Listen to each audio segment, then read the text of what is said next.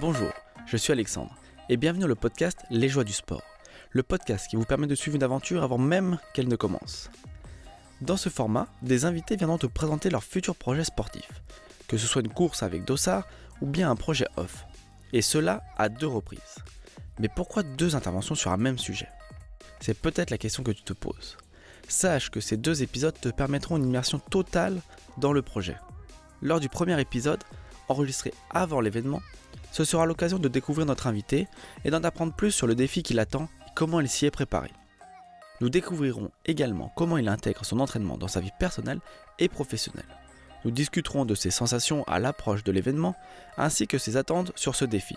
Et si tu écoutes cet épisode dans les premiers jours de sa sortie, cela te permettra de suivre l'aventure en direct via les informations qui te seront données par l'invité ou via le compte Instagram du podcast, @lesjoiesdusport.podcast. Lors du second épisode, qui sera enregistré après l'événement, que le projet soit couronné de succès ou parsemé de difficultés, l'invité te partagera son expérience lors d'un débriefing complet et nous analyserons la différence entre les attentes et les résultats obtenus. Et ce sera également l'opportunité de connaître ses futurs projets. Maintenant que tu connais le concept, je te laisse avec l'invité du jour. Aujourd'hui, c'est avec une grande joie que je reçois Léa Duet, une traileuse pleine de passion et de détermination. En plus de ses exploits sur les sentiers, Léa est également consultante en communication. Depuis peu, elle a posé ses valises en Haute-Savoie. Nous allons découvrir si ce changement a eu un impact sur sa pratique et sa préparation pour la course qu'elle vient nous présenter. Mais ne perdons pas de temps et partons directement à la rencontre de Léa. Bonjour Léa. Salut. Merci pour l'invitation. On va commencer par une question très importante. Comment tu vas ? Écoutez, ça va très bien. Je suis contente. Je commence à prendre mes marques dans cette belle région. Donc, c'est chouette, ça fait plaisir. Ah bah ça c'est un bon point parce qu'on habite du coup tous les deux c'est dans la même région. Donc on est soumis à la même météo. Si tu vois ce que je veux dire. C'est pas toujours simple. Ouais. Surtout plus pour toi qui a des objectifs que pour moi. Ce côté-là, je suis plutôt tranquille. Est-ce que tu pourrais nous dire quel a été le premier sport qui t'a passionné ? Alors, on va dire au début, j'adorais faire de la randonnée. J'aimais beaucoup être en montagne. Et donc, il y avait la randonnée et le ski, c'était un petit peu mes sports phares. Mais plus jeune, j'étais pas du tout dans des sports d'endurance, en fait. C'est vraiment quelque chose que j'ai découvert beaucoup plus tard. Et après, quand j'étais en université, j'ai fait de la boxe anglaise. J'avais beaucoup aimé et j'en ai fait en compétition universitaire, en fait, pendant 2 ans. D'accord. J'ai fini championne régionale. Ok, et bien. Puis après, j'ai changé un petit peu. Petit à petit, je me suis mis à courir sur la route et puis après, j'ai envie en montagne. Donc voilà, un petit peu. Ok, parce que c'est ça qu'on pourrait penser que de la randonnée au trail, il n'y a qu'un pas, mais comment ça se fait qu'en fait c'est venu plusieurs années après et que on passe à cette transition, tu l'as pas découverte plus tôt, ou peut-être que tu l'as pratiquée aussi quand tu faisais de la randonnée, je sais pas. En fait, quand je faisais de la rando, des fois, je voyais des personnes courir en descente. Je me disais, ah ouais, ils sont forts, hein, ça donnait envie, quoi. Et en fait, je voyais un petit peu des courses dans le coin parce que mon père, en fait, a un hôtel-restaurant dans le Mercantour. Et du coup, il y avait une petite course là-bas. Et donc, en 2017, c'était mon premier trail en chaussures de rando. Ouais. Et voilà, c'est vrai qu'en voyant les autres, mais c'est pas du tout pareil, en fait. C'est vrai que après, il y a différents types de trailers. Il va y avoir les trailers qui viennent de la rando et ceux qui sont plus de la route, qui aiment la course en montagne, des parcours beaucoup plus roulants, quoi, on va dire. Et le running en tout cas sur piste, ça tu l'avais fait t'avais commencé ça en quelle année ? Alors ça, c'est tout récent. On va dire que c'est la 2e année que je cours un peu sur piste. Mais l'année dernière, j'en ai fait pendant 2-3 mois, on va dire. Et là, du coup, j'ai eu pas mal de blessures. Donc j'ai repris depuis 1 mois et demi, on va dire. D'accord, Donc ok. c'est intéressant. Et donc en 2017, c'est donc la découverte du trail. Et comment tu arrives sur ta première compétition? Qu'est-ce qui t'a poussé à prendre un dossard? Des copains, moi, qui m'ont parlé, qui me disaient, ah, mais il faut que tu essaies de t'inscrire, ça va être sympa, tu vas voir l'ambiance et tout. Et c'est vrai que j'avais envie de m'y mettre petit à petit. Je me suis dit que ça allait me motiver à un peu plus courir. Donc, je me suis dit pourquoi pas, c'est à côté de chez moi. C'est vrai que c'était assez simple, quoi. Donc, c'est familial, l'ambiance, c'était pas mon premier dossard, on va dire, c'était pas une grosse course. C'est dans un petit village de 500 habitants, quoi. Et tu te rappelles un petit peu le format de la course en distance? Ah ouais, c'était quand même costaud, hein. 13 bornes et 1000 de dénive. Ah oui, quand même, oui. Il y a quand même en boucle, j'imagine. Ah ouais, en boucle. Ouais, Et donc. c'était à Belvédère, donc pareil, dans le Mercantour, c'était un endroit très montagnard qui m'allait bien pour une première, mais c'est vrai que c'était pas le plus facile. Non, je te confirme, oui. C'était pas le trail le plus classique, on pourrait voir un petit peu comme on pourrait dire les courses nature ou ça pourrait être un 10 km un peu plus roulant. C'est vrai que t'as Mm, pas choisi le plus simple pour une première. Et comment ça s'est passé enfin, quelles étaient tes sensations à la fin de cette course?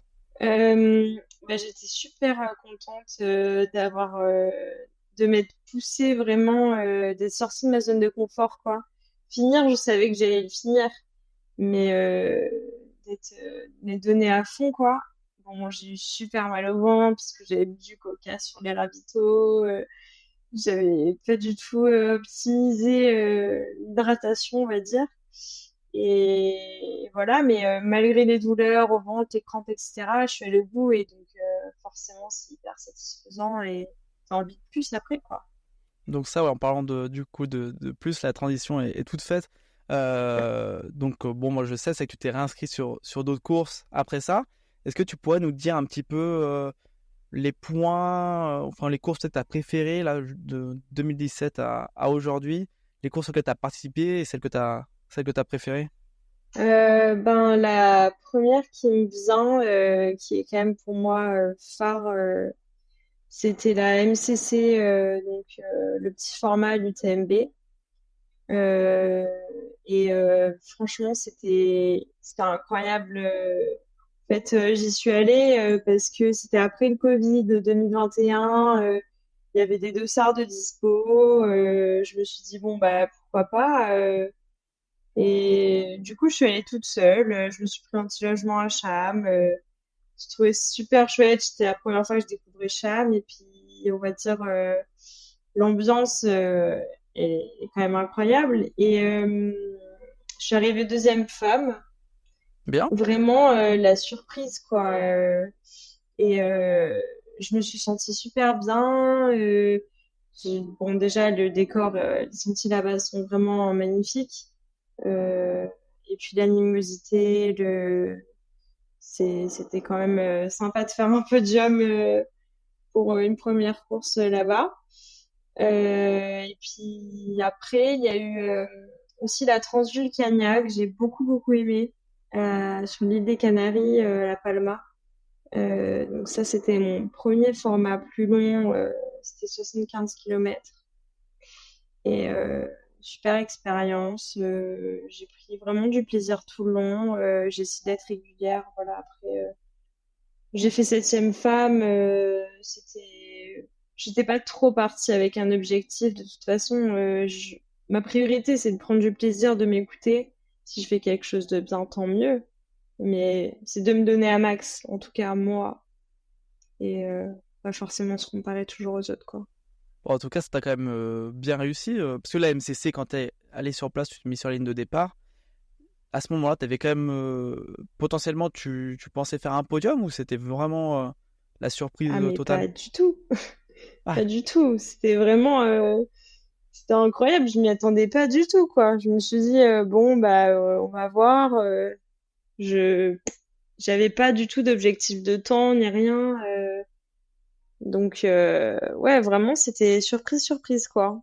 Et après, on va dire une autre belle surprise, c'était Marathon du Mont Blanc en 2022. J'ai fait 20e femme. Et là, pour le coup, il y avait vraiment un gros plateau. Ouais. Je me suis dit, clairement, j'ai pas du tout optimisé l'entraînement là. Je travaille dans la restauration. J'avais des journées hyper intenses. En fait, j'avais quand même des bonnes sensations. J'avais pas de coach à ce moment-là. J'étais pas dans un club ou quoi que ce soit. Donc, je me suis dit, bon, il y a encore de quoi optimiser si je veux progresser, quoi. Bah bien, et puis du coup, c'est ce que tu as fait un petit peu au fil des années? Ouais, c'est ça, en fait. Après, c'est vrai que quand on progresse, on a envie à chaque fois ajuster un petit peu. Enfin, j'entends souvent ça autour de moi, pareil. Donc, je me suis mise à avoir un coach. Là, actuellement, je suis coachée par Adrien Séguré, donc le coach de l'équipe de France. C'était une super opportunité. Il m'a dit, voilà, il n'y a pas de souci pour te suivre. Donc, c'est vrai que ça conforte d'être encadré par quelqu'un de si professionnel, quoi, et à l'écoute et bienveillant. Donc, ça, c'est important. Et puis, au-delà de ça, j'essaye encore aujourd'hui, optimiser la nutrition. C'est vrai que j'aime pas mettre de contraintes au quotidien, mais je sais que voilà, pendant l'entraînement, c'est important aussi de bien s'alimenter pour pouvoir être prête à la course. Et puis d'optimiser aussi sa vie au quotidien. Voilà, maintenant j'ai choisi un mode de vie qui me correspond plus par rapport à ma pratique. En me mettant à mon compte dans la communication, ça me permet d'avoir plus de liberté. Et puis voilà, mais c'est vrai que voilà, par rapport à l'entraînement, en tout cas, quand je pense à 4 années avant, 3 années avant, j'en suis bien loin. Mais mentalement aussi, sur la longue distance, j'ai aussi beaucoup progressé et j'apprends à accepter les moments de bas et à être indulgent avec soi-même, quoi. Et vraiment, encore là, cette année, j'en ai fait un peu l'expérience. Après ma blessure, j'ai voulu faire le trail du Bourbon à La Réunion. C'était vraiment une ambiance incroyable. J'avais des super sensations, les 50 premiers kilomètres. C'était fou, quoi, découvrir ma fat. Pour le coup, pareil, je suis allée un peu la fleur au fusil. J'avais pas du tout notion des sentiers là-bas. Je n'étais jamais allée. Donc, j'ai découvert vraiment le jour de la course. Bon, on m'avait prévenu que c'était quand même assez costaud. Et puis, en fait, j'ai vachement pris de plaisir. C'était trop chouette. Sauf que, fracture de fatigue en mai. J'ai repris la course à pied fin août. Et là, c'était fin octobre. Donc, bon, Ah ouais, un peu compliqué. un peu juste, ouais.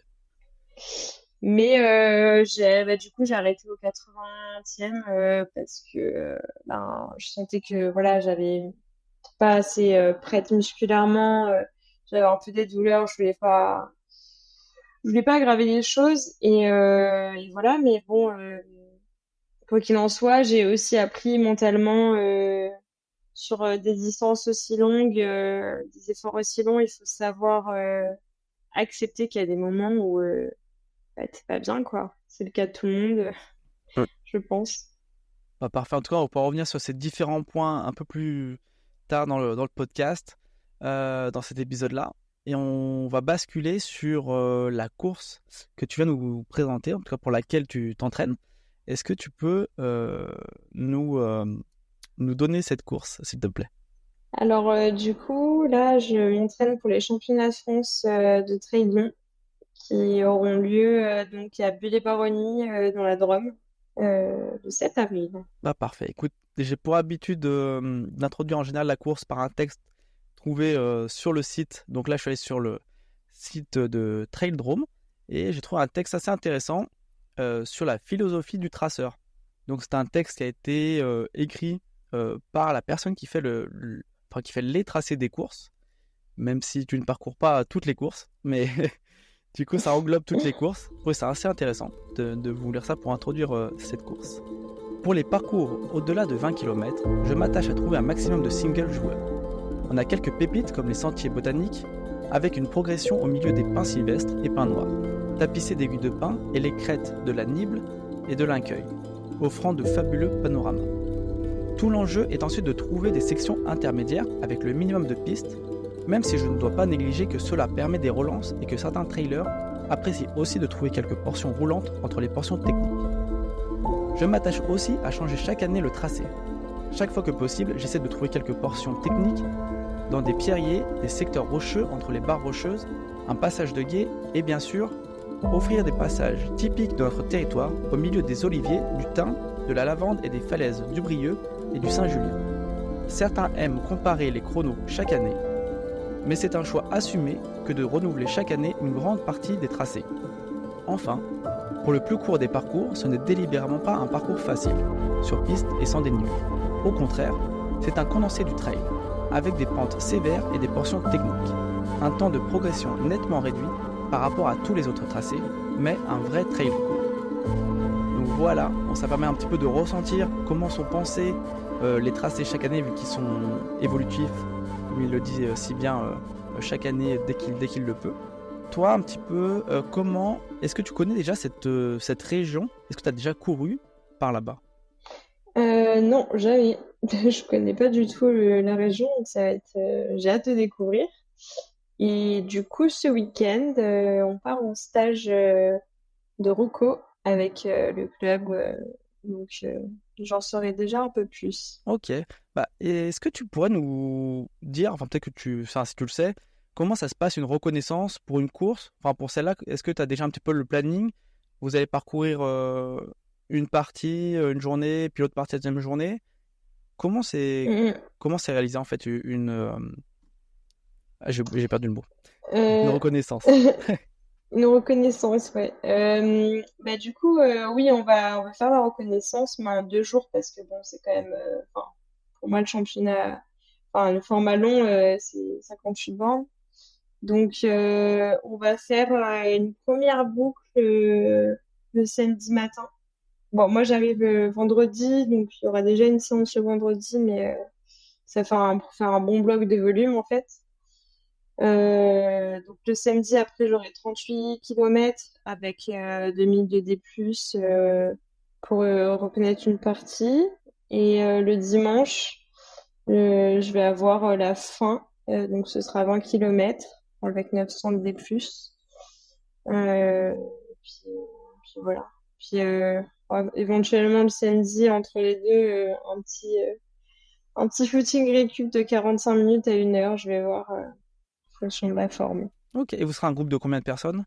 Bah là, il y a pas mal de monde. Après, on sera pas tous sur le trail long. En tout, il y a environ 40 personnes quand même. Ok. Ah oui, oui. Effectivement, ouais. Ça commence à faire pas mal. Mm. Ouais, mais du coup, sur le long, ouais, on doit être la moitié. Ah. Ok. Donc on va reprendre un petit peu depuis le début, parce qu'il y a une question dont moi j'ai pas la réponse. C'est comment est-ce qu'on arrive en fait, sur le championnat de France de trail long, pour toi en l'occurrence. Est-ce qu'il faut se qualifier ou t'as juste à t'inscrire? Comment ça se passe? Ouais, effectivement, il faut se qualifier. Alors, c'est quand même assez simple. En fait, il faut faire une course qui est dans le Trail National Tour, en fait. C'est ce qui a été créé par la fédération.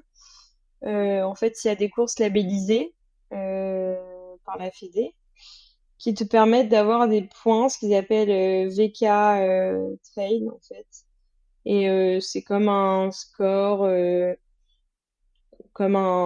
différent de ITRA ou voilà, de TMB. C'est vraiment leur propre indice de performance. Et puis, en fonction de ça, il suffit de faire une course labellisée et si t'as le bon score, t'es qualifié, quoi. Ok, ça marche. Et est-ce que toi tu avais déjà dans le passé participé au championnat de France de trail? Non, jamais. L'année dernière, ça m'avait donné envie, mais un peu dernière minute, je me suis dit, bon, c'est pas la peine d'y aller en touriste. Donc, non, c'est la première fois cette année. Ok, cool. Et ça représente quoi pour toi de participer à cette course? Est-ce qu'elle a un petit peu, elle a une représentation particulière à d'autres courses? Ben, enfin, j'ai hâte parce que je pense que c'est vraiment une expérience à part, comme c'est vraiment par la Fédé, je pense qu'il y aura une ambiance unique, quoi. Et pour moi, c'est un peu ma reprise à la compétition, quoi.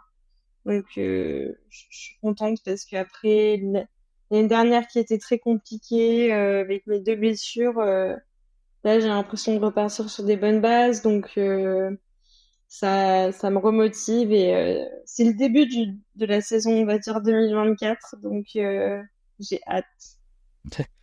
Puis c'est vrai que j'avais des questions un petit peu bon, sur le terrain et le parcours en lui-même, mais ça, bon, c'est un petit peu trop tôt du coup, vu qu'il y a peu encore la reconnaissance.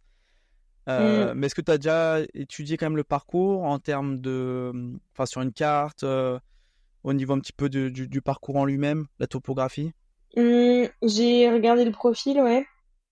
Et du coup, enfin, et puis je m'étais renseignée un peu sur le terrain là-bas. De ce qu'on m'a dit, c'est pas spécialement technique. C'est pas vraiment, c'est caillouteux minéral comme je peux avoir l'habitude sur certains formats. Donc là, je me suis un peu habituée à faire plus des profils roulants où il faut vraiment courir tout le temps. C'est vrai que maintenant, en étant sur les hauteurs d'Annecy, j'ai un bon terrain de jeu pour ça.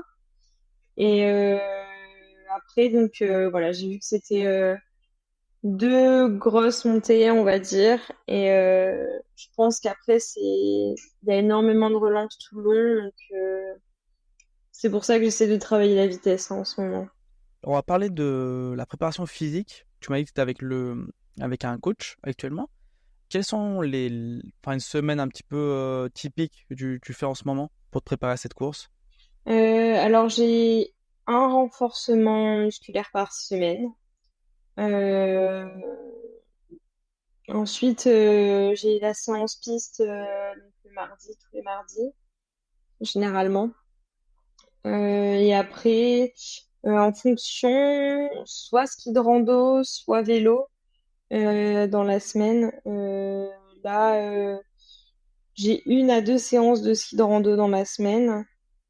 Donc souvent, le mercredi, je fais ski de rando le matin et fin de journée renfo.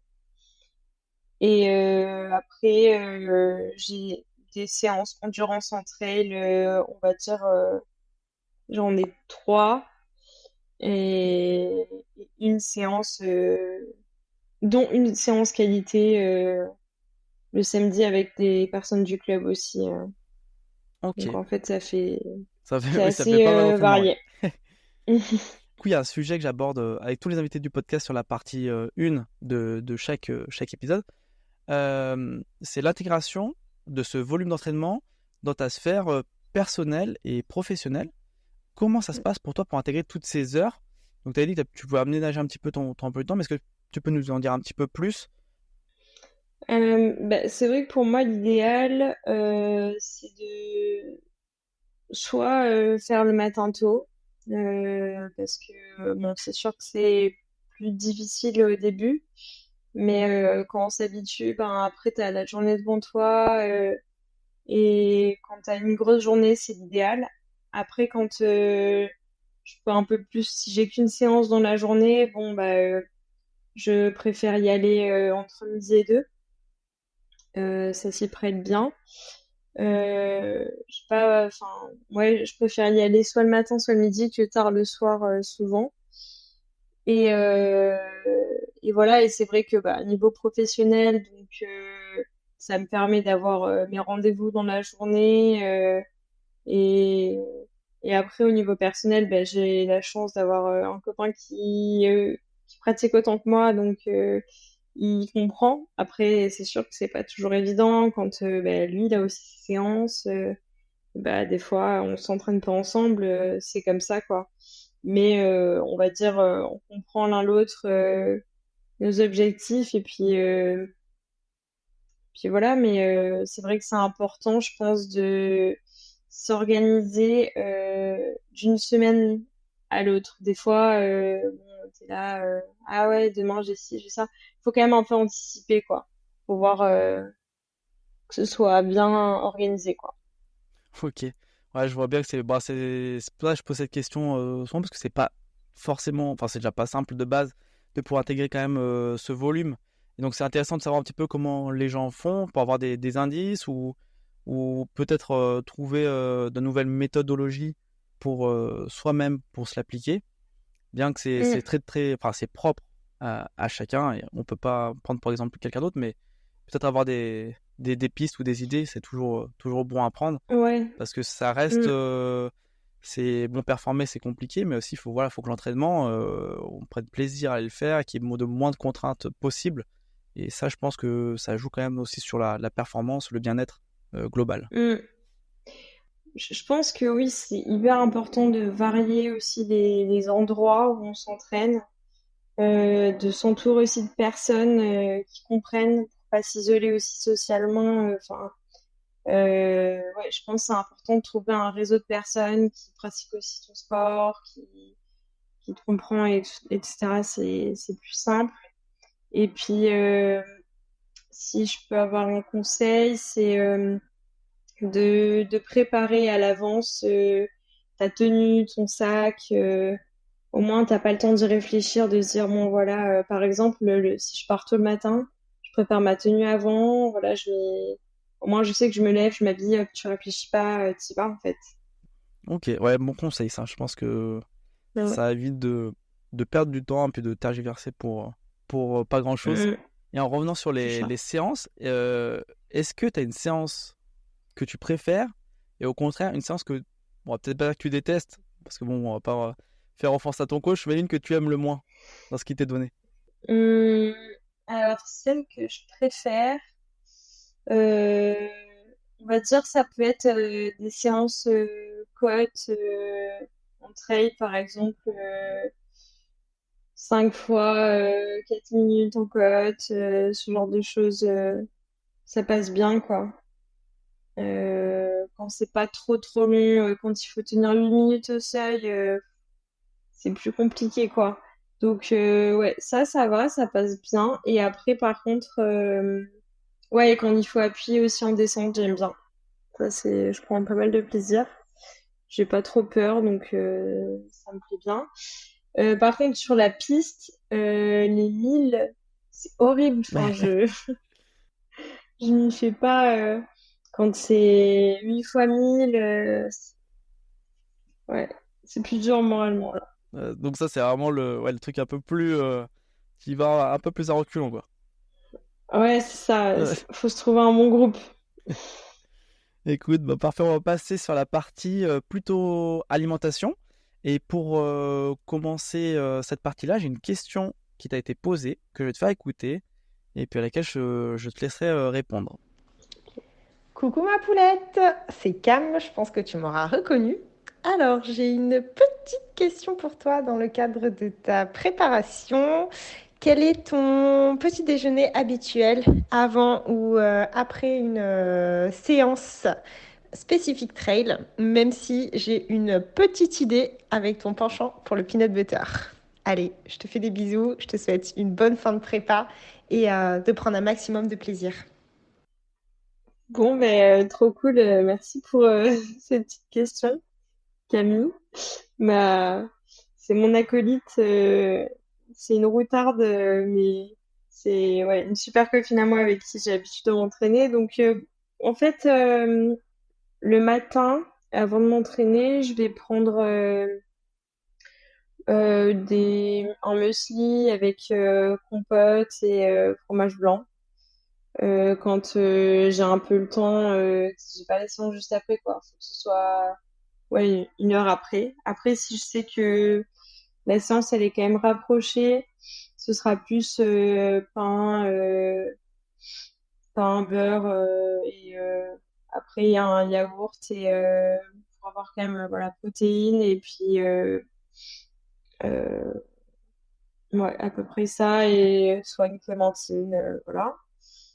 Et après, sinon, avant une séance, si c'est dans la journée, j'aime bien effectivement le peanut butter avec une banane, c'est Ouais. trop bon. Voilà. On voit elle te connaît bien en tout cas. Ouais. Et j'avais également sur la même thématique une question qui a été posée sur Instagram de quelqu'un qui allait voir sur ton site, comme quoi tu parlais de l'équilibre acide-basique et qui se demandait à quoi ressemblaient les plats d'un athlète comme toi la semaine avant la course. Alors effectivement, il y a, je pense, pas mal de personnes qui connaissent pas trop cette vision au niveau de l'alimentation. En fait, quand on fait énormément de sport, ça acidifie l'organisme et ça entraîne après plus d'inflammation, plus tendance à se blesser, difficile à récupérer, etc. Donc il faut, enfin, c'est au quotidien ça, hein, après ces entraînements, prendre par exemple du citron. Moi j'aime beaucoup le citron pressé. Alors si c'est la journée, enfin, soit avec de l'eau froide, soit de l'eau tiède. Et puis ben, beaucoup de légumes.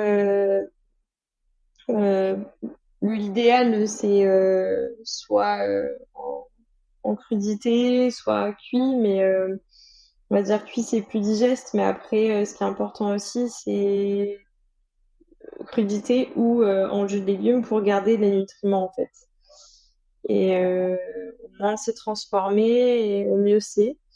Donc voilà, après limiter la viande, le fromage, tout ce qui peut acidifier encore plus le corps.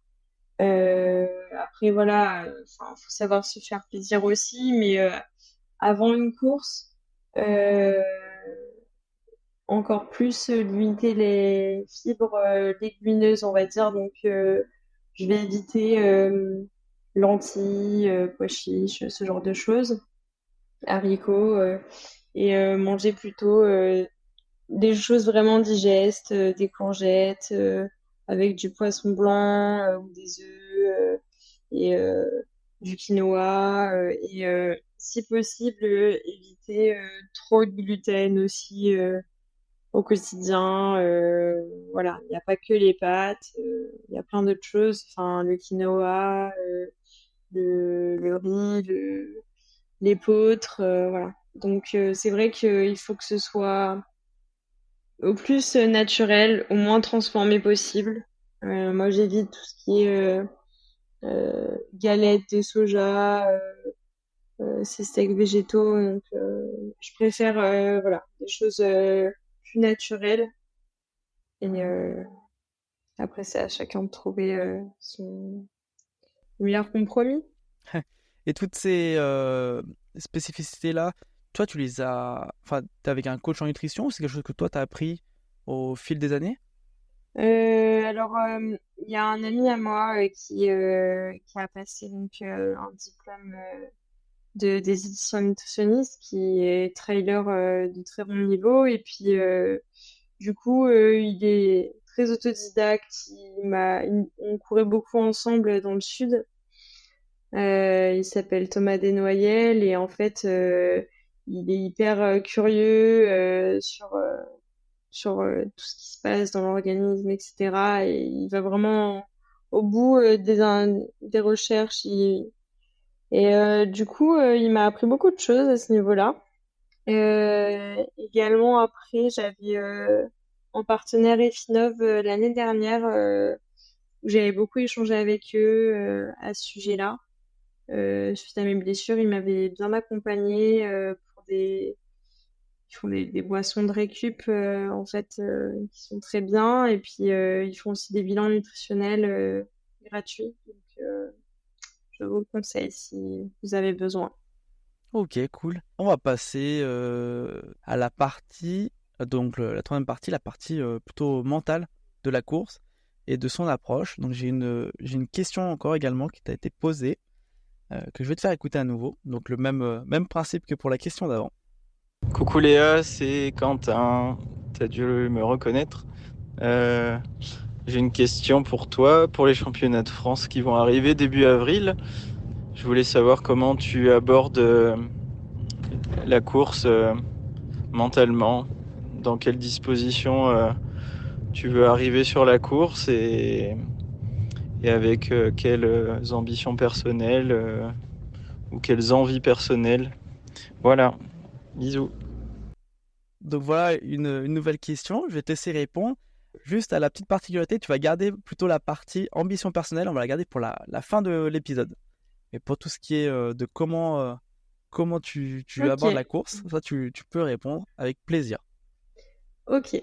Alors effectivement, donc, c'est ma reprise à la compétition, donc j'essaie d'être indulgente avec moi-même et j'ai hâte de pouvoir reprendre vraiment en ayant confiance en mon corps. Je sais que maintenant, je suis repartie sur de bonnes bases et je me suis renforcée et du coup, je pars confiante. Je sais que ce sera pas mon pic de forme de la saison, mais l'idée, c'est de prendre du plaisir sur la compétition, euh, prendre du plaisir à, voilà, vraiment donner le mieux pour soi et d'être satisfaite de pouvoir rencontrer de nouvelles personnes, partager ça, voilà, je suis vraiment enthousiaste et j'essaye de mettre, je ne me mets pas vraiment de pression en fait.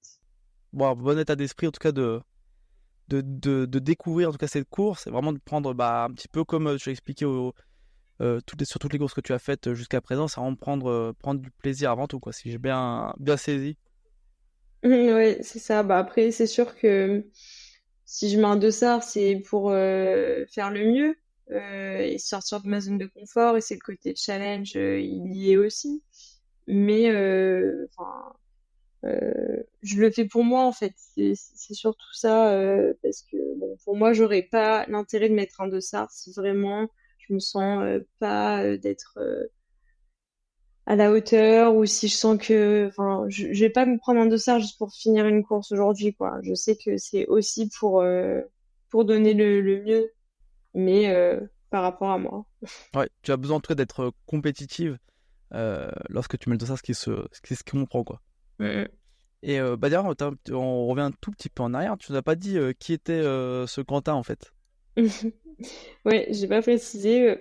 Quentin, c'est mon copain, donc qui me supporte au quotidien et mes moments où j'ai besoin de bouger, j'ai besoin de faire plein de choses et où lui, des fois, il a des grosses semaines comme il est kiné, il préfère être tranquille, mais bon, ça va, il est aussi fou que moi sur ses projets, donc c'est stimulant, on va dire. Donc lui aussi, il pratique la course à pied.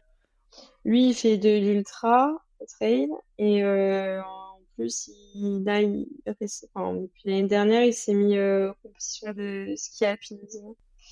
Ok, Donc, le week-end dernier, il avait une course à Chamonix.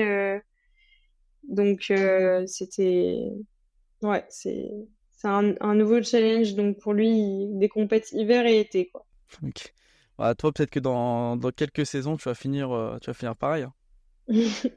En ski, je pense pas, mais bon, peut-être pourquoi pas me tester sur des formats à route. Finalement, la piste, ça me donne envie de faire un peu plus de vitesse. Ok, cool. La partie mentale, t'es accompagné.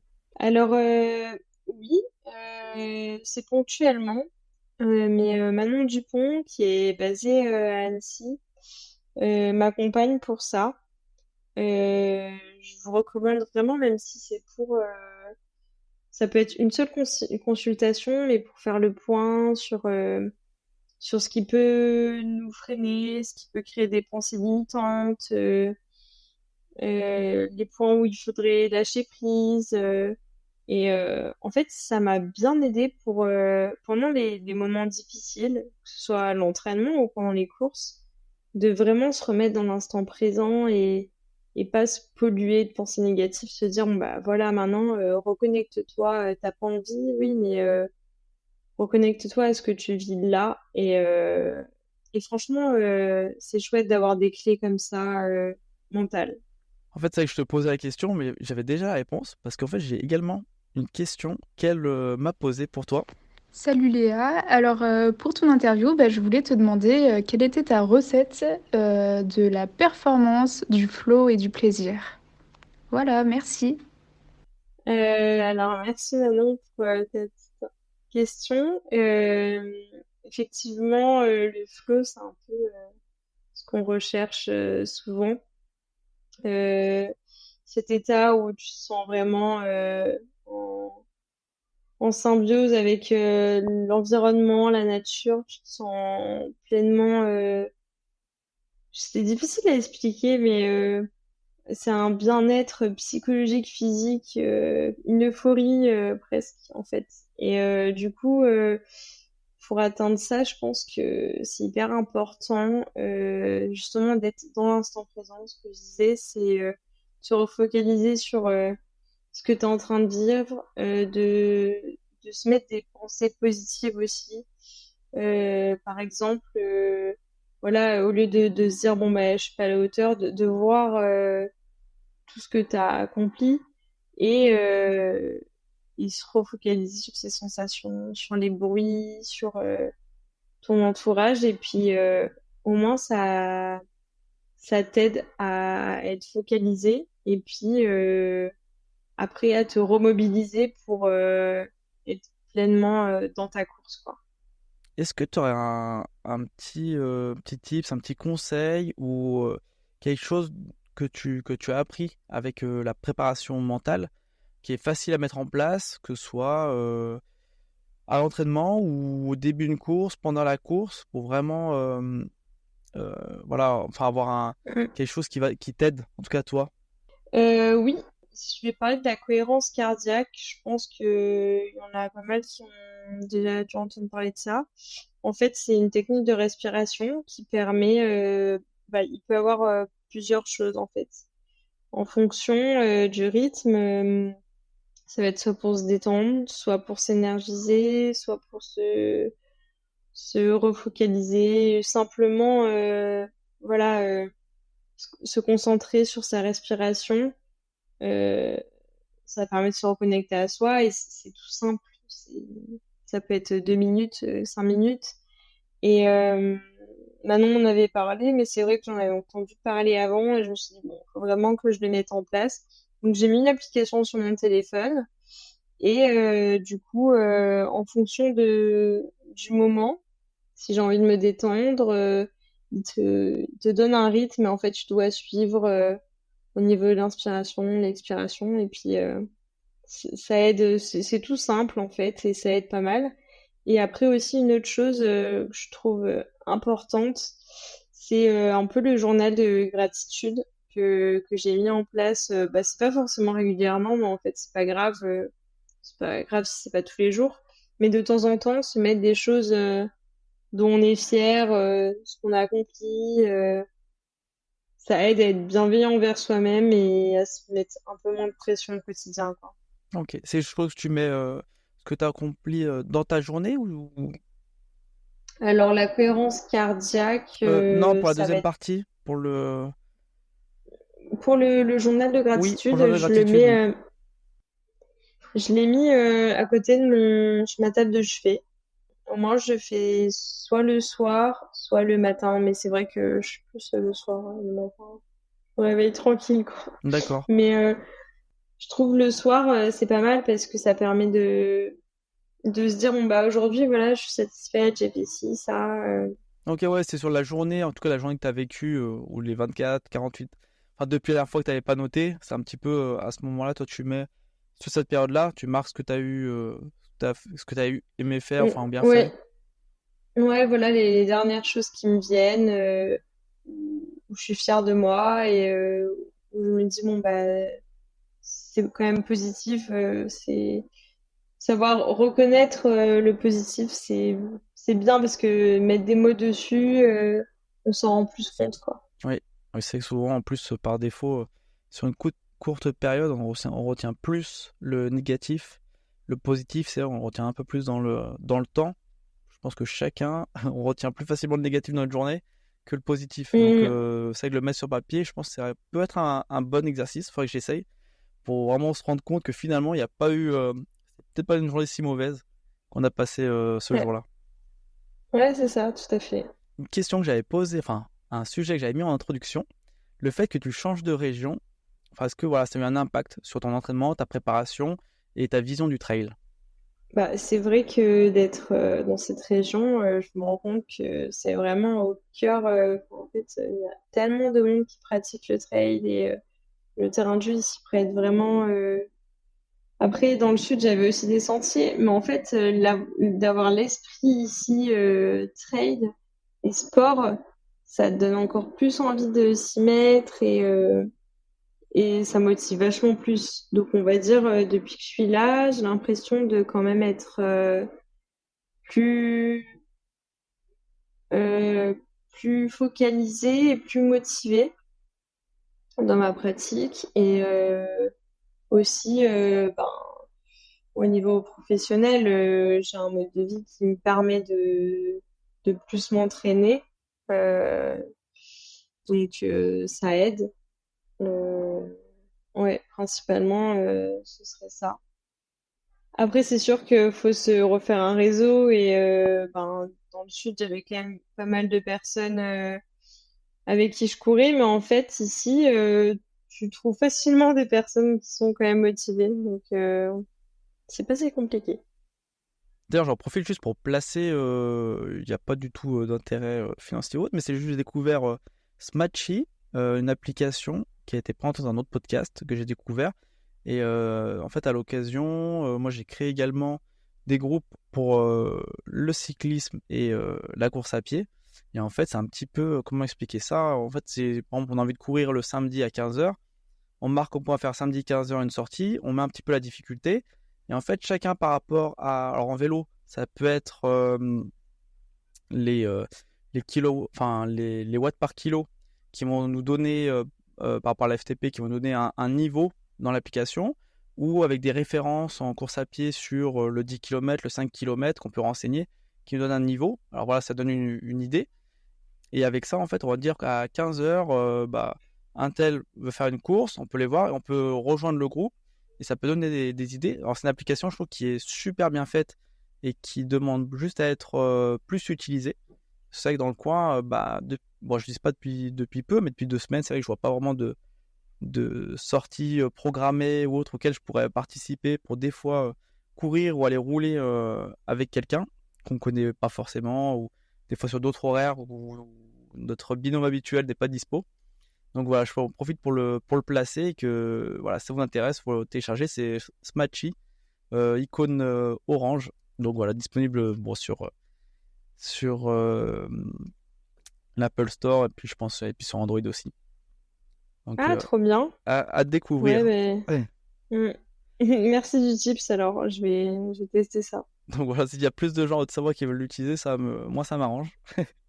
Et puis voilà, donc on arrive Ouais. gentiment sur la fin du podcast. Il reste encore le mot de la fin qui sera ton moment dédié à ce dont tu veux parler pour la durée souhaitée. Mais voilà, je tenais déjà à te remercier d'avoir accepté l'invitation pour participer au podcast. C'est vraiment un plaisir d'avoir pu échanger avec toi par rapport à cette course. Et hâte après d'avoir le débrief de ces championnats de France de trail une fois que ce sera passé. Donc, ce sera retrouvé évidemment sur le podcast. Et merci à tes proches qui ont participé en posant des questions vocales que j'ai pu te diffuser dans l'épisode. Et puis aux gens qui ont joué le jeu sur les réseaux également avec des questions que j'ai reçues en privé ou en commentaire de posts ou de vidéos. Merci à eux, puis merci à toi surtout. Ben, merci à toi en tout cas pour cette invitation. C'était super chouette voilà, de pouvoir échanger sur tout ça et j'ai hâte de vous faire le petit débrief. Sinon, ce que j'aimerais dire pour clôturer, c'est par rapport enfin, la bienveillance envers soi. Euh, au niveau psychologique, des fois, on n'en parle pas. On parle de la santé physique, mais on parle pas beaucoup de la santé mentale. C'est important, je pense, de lâcher prise parfois sur les contraintes qu'on se met. On se met des contraintes de travail, on se met des contraintes sur les entraînements. Du coup, on fait des choix. Des fois, on peut pas voir la famille, les amis. Voilà, c'est important de lâcher prise à des moments, de s'accorder des moments de l'année où on va relâcher. Et puis, d'être indulgent si au niveau de l'alimentation, si on n'est pas toujours hyper carré, si vous avez envie d'aller manger un repas de famille ou avec des amis au resto plusieurs fois, voilà, faut lâcher prise là-dessus. C'est pas à cause de ça que vous n'allez pas forcément performer. Puis bon, ça concerne les femmes, mais je pense aussi les hommes, parfois par rapport au poids, des peurs de prendre du poids, d'être non performant. Ouais, ben en fait, parfois, ces kilos en trop, ils permettent d'avoir un corps plus solide, de pouvoir encaisser des sorties avec une plus grosse charge, une plus grosse intensité, et puis on prend confiance en son corps. Donc en fait, c'est pas forcément mal. Voilà, faut trouver sa recette, pas se laisser non plus polluer par des personnes qui peuvent culpabiliser, mais voilà, trouver sa recette pour trouver un accord entre sa pratique, la vie qu'on a envie d'avoir, mais toujours dans la bienveillance. Je pense que c'est important. J'espère que cet épisode t'a plu. Si c'est le cas, n'hésite pas à le partager avec tes proches et à donner ton avis en laissant une note sur ta plateforme d'écoute. Cela contribuera à augmenter la visibilité du podcast et à avoir des invités toujours plus incroyables. Et pour ne rien manquer des prochains épisodes, je t'invite à t'abonner au podcast. Et nous, on se retrouve très bientôt pour une nouvelle aventure.